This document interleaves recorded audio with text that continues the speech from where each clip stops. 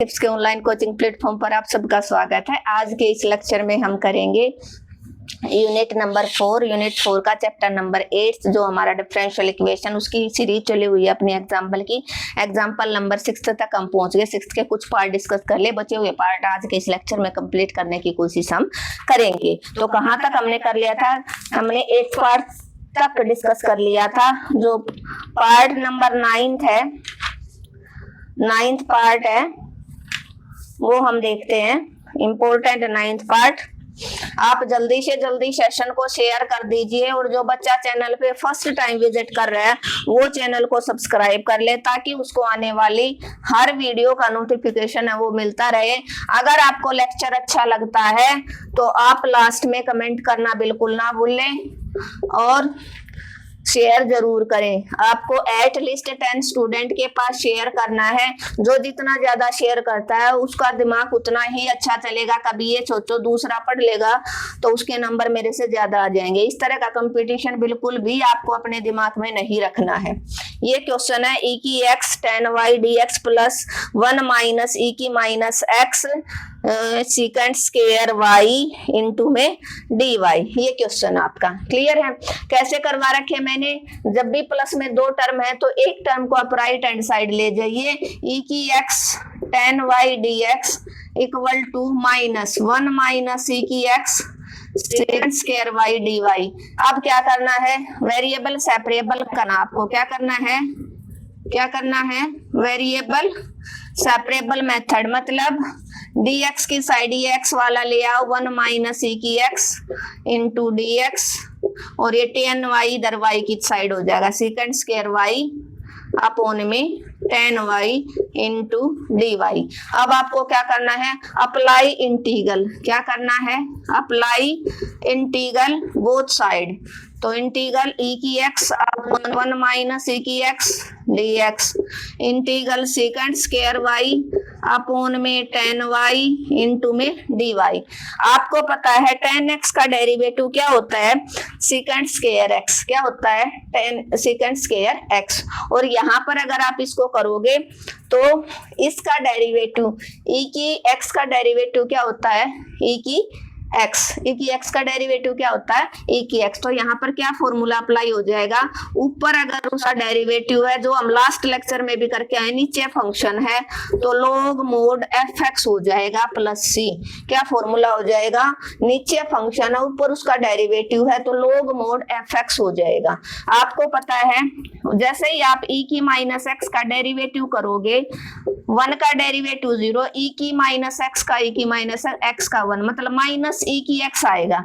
यहाँ पर आपका प्लस का तो इसको माइनस से मल्टीप्लाई और माइनस से डिवाइड आप इतना कर सकते हो। ठीक है, सेम बनाने के लिए। क्या?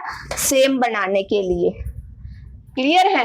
तो आप इसको सेम बनाने के लिए माइनस से मल्टीप्लाई और आपने डिवाइड कर लिया। तो जैसे मल्टीप्लाई डिवाइड किया ये क्या बन गया? log mod 1 माइनस e की x, बाहर माइनस आ जाएगा, ये बन जाएगा log mod tan y। क्या बन जाएगा? log mod tan y। और प्लस में क्या हो जाएगा? log mod c। ये अब क्या करोगे? आप दोनों को क्या करोगे? एक साइड ले आओ। इधर अपना माइनस था, ये सॉरी माइनस था, इसको इधर ले आओ। Minus log mod 1 minus e की x plus log mod tan y equal to log mod c। अब log u minus log v। क्या फॉर्मूला बन जाएगा log u माइनस v का? log u by v। Clear है? एक बार मैं इसको इरेज करूंगी, बाद में समझाऊंगी। देखो e की x tan y dx plus ये था आपका। आपको क्या करना? फर्स्ट टर्म जो प्लस का थे इधर जाके माइनस की होगी। वेरिएबल सेपरेबल मेथड अप्लाई कर लिया। जो 1 माइनस e की x वो e की x की साइड आ जाएगा, dx की साइड tan y dy की साइड। दोनों तरफ आपने इंटीग्रल अप्लाई कर लिया। नीचे फंक्शन ये फॉर्मूला लग रहा है, ऊपर उसका डेरिवेटिव है दोनों जगह। tan y का डेरिवेटिव होता है सेकंड स्क्वायर। ठीक है, तो log mod 1 माइनस ई की एक्स हो जाएगा, लेकिन इसका डेरिवेटिव माइनस ई की एक्स आएगा, तो -1 से मल्टीप्लाई डिवाइड करवा लिए, माइनस आगे आ जाएगा।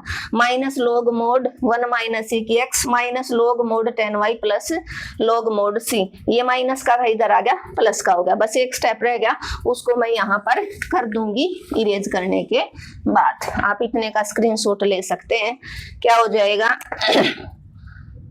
log mod 10y minus log mod 1 minus c की x is equal to log mod c। Last lecture में बताया था मैंने, log u minus log v क्या बन जाता है, जिसको लोगरिथम अच्छे से आता है, log u बाई v। तो ये हो जाएगा log 10 y अपॉन में 1 माइनस e की x is equal to log c। दोनों तरफ एंटी लॉग अप्लाई कर दो।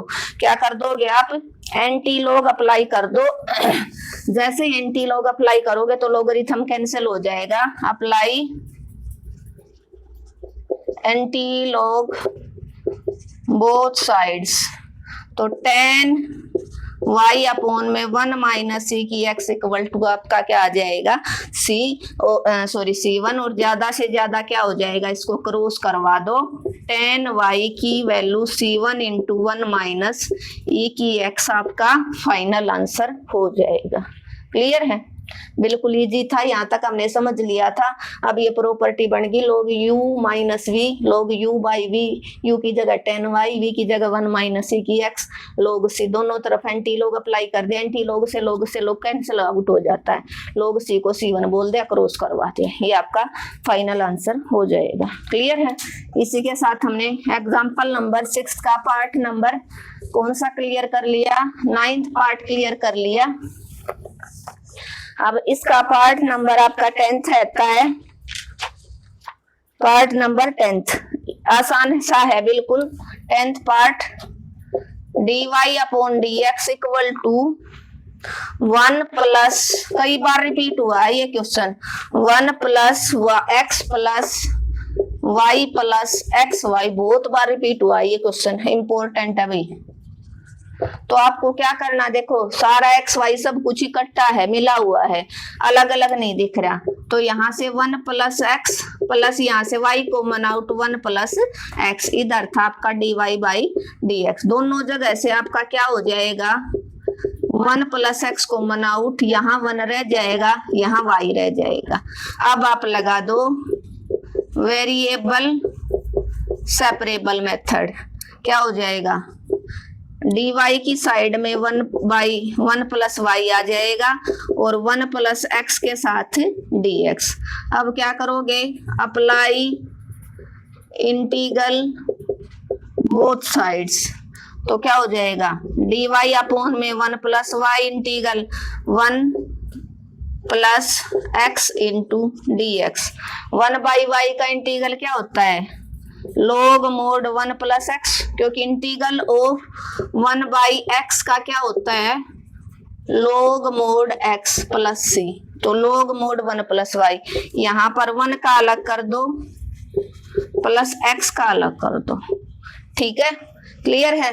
तो यहाँ से आपका क्या बन जाएगा, यहाँ हम कर लेंगे log mod 1 plus Y equal to 1 का आ जाएगा x, x का आ जाएगा X square by 2 plus c, ये आपका फाइनल आंसर हो जाएगा। क्लियर है, थोड़ा सा बिल्कुल इजी है, लेकिन छोटा है ना, इसलिए आने के चांसेस हैं वो बढ़ जाएंगे इसके एग्जाम में।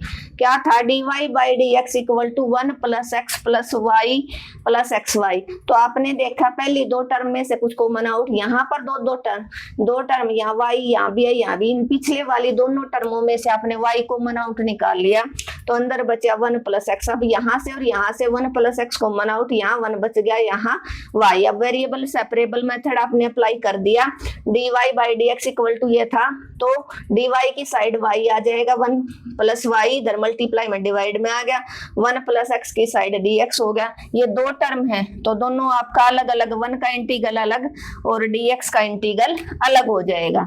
और ये किसका हो जाएगा, 1 बाई एक्स का इंटीग्रल होता है log mod x, तो log mod 1 plus plus Y log mod 1 plus Y equal to 1 का इंटीग्रल x प्लस x का x की 2/2 पता होगा आपको, x का इंटीग्रल x की n का x की n plus 1/n plus 1 plus c होता है। क्लियर है। इसी के साथ हमने 9th और 10th को कंप्लीट कर दिया। 11th 12th रहते हैं जो हम नेक्स्ट लेक्चर में कंप्लीट करने की कोशिश करेंगे क्योंकि लेक्चर ज्यादा बड़ा हो जाएगा। Thank you everyone. अगर आपको आज का लेक्चर अच्छा लगा तो आपको क्या करना, आपको अपने चैनल को ज्यादा से ज्यादा शेयर करना है। एटलीस्ट 10 स्टूडेंट के पास आप शेयर करेंगे। जिस बच्चे ने चैनल को सब्सक्राइब नहीं किया सब्सक्राइब कर लेना। कमेंट और लाइक करना बिल्कुल मत भूलना। मिलते हैं नेक्स्ट लेक्चर में जिसमें हम बचे हुए पार्ट को कंप्लीट करने की कोशिश करेंगे।